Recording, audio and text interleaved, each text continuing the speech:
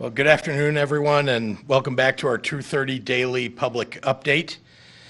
As I think everyone knows, personal protective equipment is a vital component of not only protecting our healthcare workers, our first responders, and our frontline workers, but also of our effort to reopen our economy.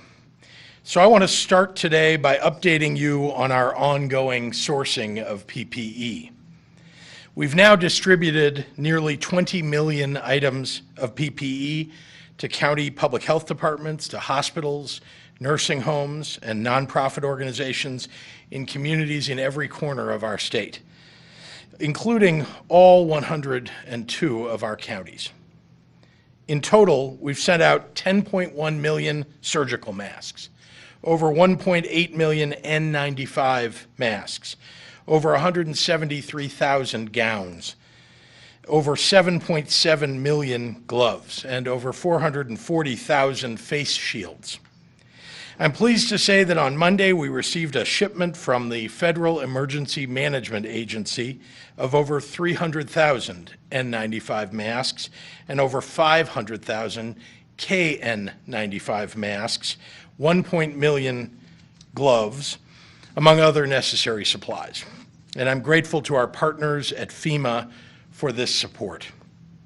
We're also working with the federal government to meet the needs on the ground in Illinois for more gowns.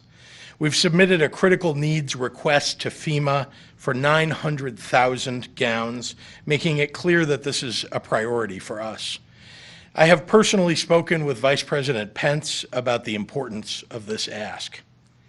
We also have outstanding orders with our suppliers due to arrive in the coming days and weeks, including an additional 17 million N95 masks and KN95 masks, 21 million surgical and general medical masks, 11 million gowns and coveralls, 14 million gloves, and 7 million face shields and goggles. All of the PPE at the state level is meant to supplement the stock at our healthcare facilities and other frontline organizations who normally source and stock their own PPE directly from distributors on a regular basis and at a regular rate. To help us stretch our PPE stocks further in our state, with the help of our federal partners, we recently acquired a new decontamination system currently deployed in Waukegan. This system can safely decontaminate N95 masks and is an entirely free service with turnaround time of about 24 hours. I can't overstate how important this in-state resource is to our ability to help our hospitals, our healthcare workers, our law enforcement officials, and frontline workers. Each N95 mask can be decontaminated up to 20 times without experiencing any degradation of filter performance. IEMA is disseminating the instructions for this service to all local emergency managers, health departments, and regional health care coalitions. And the information is also available on the Ready Illinois website as well. I highly encourage all healthcare entities, from hospitals to long-term care facilities, to take advantage of this equipment through IEMA. Again, it's fast, it's free, and it will help us help you. I also want to provide an update on our work at long-term care facilities around the state. 9 days ago, I walked you through our efforts to protect our elderly Illinoisans who call these facilities home. Starting near the very beginning of this crisis with our March 4th preparation guidelines, our early restrictions around visitors, and regular communication with our long-term care facilities, their governing organizations, and local public health departments. Those are some of the first policies that we put in place before we ever had a known nursing home case. And as the virus presence in Illinois has grown, so too has our ability to support long-term care associations and individual facilities in protecting their residents and frontline staff. So I want to highlight some new initiatives over the last week and a half. Let's start with testing. As I announced previously, we are working to test all residents and all staff for free at facilities without known COVID-19 outbreaks, allowing us to identify early the presence of COVID-19 in a facility and to isolate those cases before widespread transmission. And at facilities with known cases, we are ensuring that all employees can be tested for free, allowing us to determine who is coming in and out of an infected home, possibly asymptomatic, and should instead be at home in isolation. Since we started this expanded testing policy on April 19th, we've distributed over 18,000 swabs to 68 facilities for testing, with more to come. And to expand this effort, IDPH has secured a special contract with Quest Diagnostics to run 3,000 tests per day from Illinois long-term care facilities at no cost to the facilities.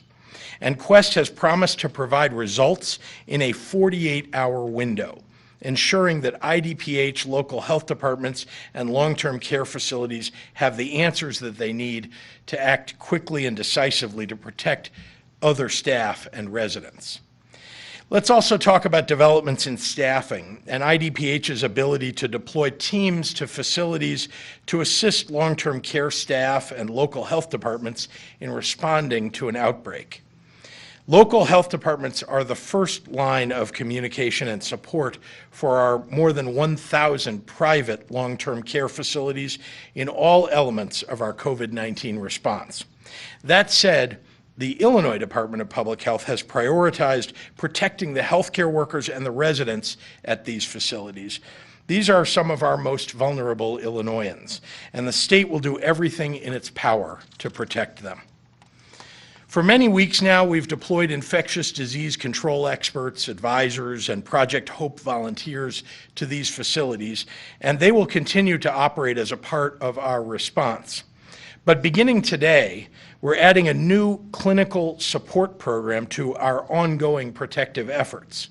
Initially, we're deploying 10 teams of 50 nurses to homes across the state. Over the coming days, an additional team of 200 IDPH nurses will be joining their ranks to deploy to facilities across the state every day. Though their assistance will be tailored to meet each facility's needs, they'll be focused on 3 tasks: conducting swab testing, training existing staff to take samples themselves, and reviewing and improving the facility's hygiene practices and PPE use. With some homes low on staff due to sickness, IDPH and our Illinois Department of Financial and Professional Regulation have simplified the hiring process for long-term care facilities at this time so that they can bring on temporary nursing assistants to ensure that they have the healthy staff they need to care for all of their residents. That includes allowing our long-term care facilities to tap into our Illinois Helps network, where thousands of medical professionals in Illinois have indicated their willingness to volunteer their skills in the fight against COVID-19. And to support the care of facility residents recovering from COVID-19, we have worked with the Federal Department of Veterans Affairs to open up existing bed capacity at VA hospitals so that our seniors can isolate and receive medical treatment there if needed. As always, I want to offer my gratitude and the thanks of a grateful state to the frontline staff who dedicate their days and their nights to this work and who are stepping up in incredible ways to protect those most vulnerable to this virus. Know that your work makes a world of difference to the people that you care for, to their families, and to all of Illinois.